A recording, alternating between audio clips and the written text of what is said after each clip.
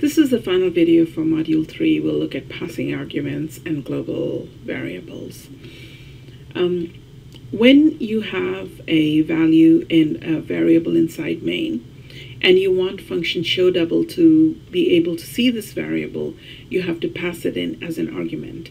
An argument to the function, basically you're letting the function know what is in this local variable. You're passing the value that's inside this local variable to this function. Now you will notice here that we call this variable value over here, but we call it number here. Essentially, both of them are accessing the same information. They're accessing the same value, which could be 99, which could be 5, which could be any one of those values. So let's look at how this program runs. We're going to run the module, and I'm going to pull this shell right here, and it prints out a 10. Okay, it says value, show double value, which is passing value, which is 5 to show double. Result is equal to number multiplied by 2, print result. So that's printing 10, which means that the function show double was successfully able to bring in the value. Let's look at yet another example, which is how you can pass multiple arguments to a function. In this case, you are passing 2 arguments to the function.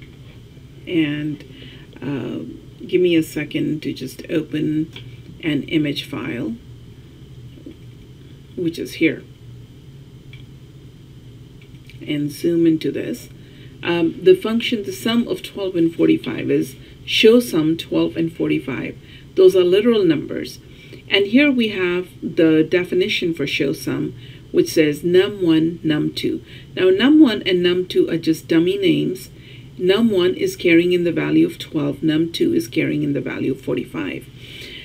What if you switch the two, num2 and num1? Then num2 would carry 12, num1 would carry 45. So it's a pure geographic mapping between these variables. Num1 is 12, num2 is 45.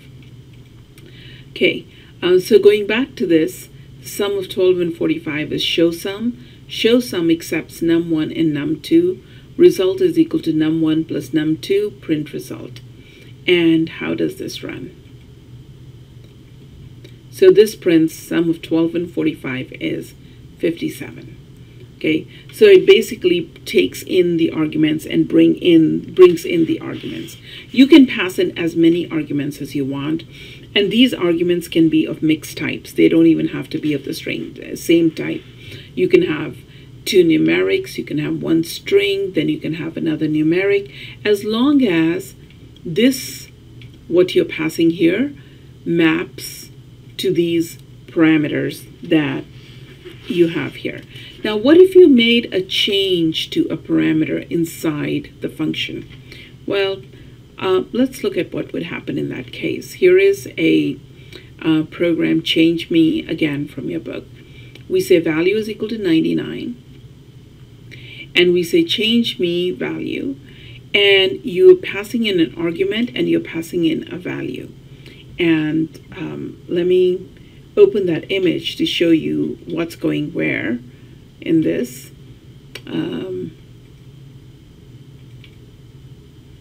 And here it is. Let me just zoom in.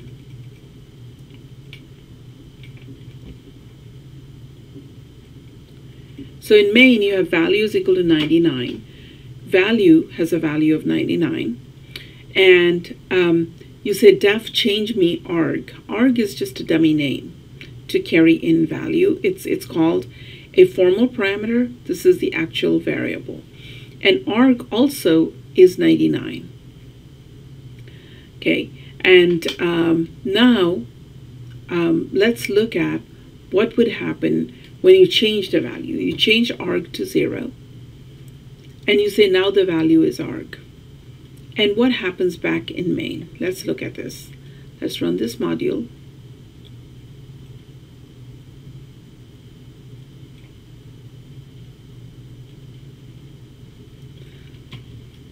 the value is 99, which prints from this line right here. Now I'm changing the value, which prints from this line right here inside the function. Now the value is 0. You set arg to 0 and say now the value is 0. But now when you come back to main, it says back in main the value is 99, which is after the call to the function. Okay, because this is a pass by value, the program makes an exact copy of the variable value and passes to arg the contents of value and doesn't give to arg the address of the variable value. We'll learn in a future module how to actually pass this change back out. Now, you can also pass what are called keyword arguments. Keyword arguments are these right here, where you say def show interest principal rate periods.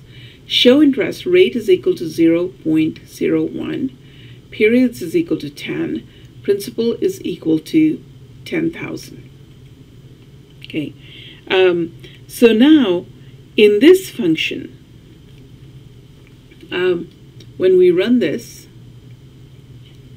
it says the simple interest will be 1,000, because what we did here was we used a position to pass arguments by parameter variables to the functions. And most programming languages allow this, and they allow you to mix up a position. So, but you have to be very clear that over here you must have a keyword for every single one of these. Now, moving on to globals. Let's look at global constants or global variables.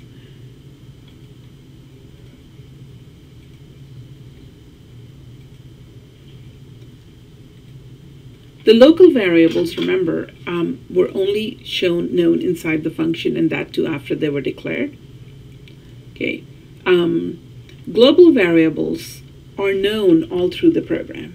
Now use global variables sparingly because it's not a good idea to use too many global variables in your program. Okay, number is equal to 0, global number. Global is a keyword, as you can see. Number is equal to input number. Number is a global variable. Here we get an input into number and we say show number. We don't have to pass number to show number because it already knows what number is because it was declared globally. A global variable is accessible to all functions within the file. Now, in the next module, we will be talking about selection structures, as this is the end of the functions module. Thank you.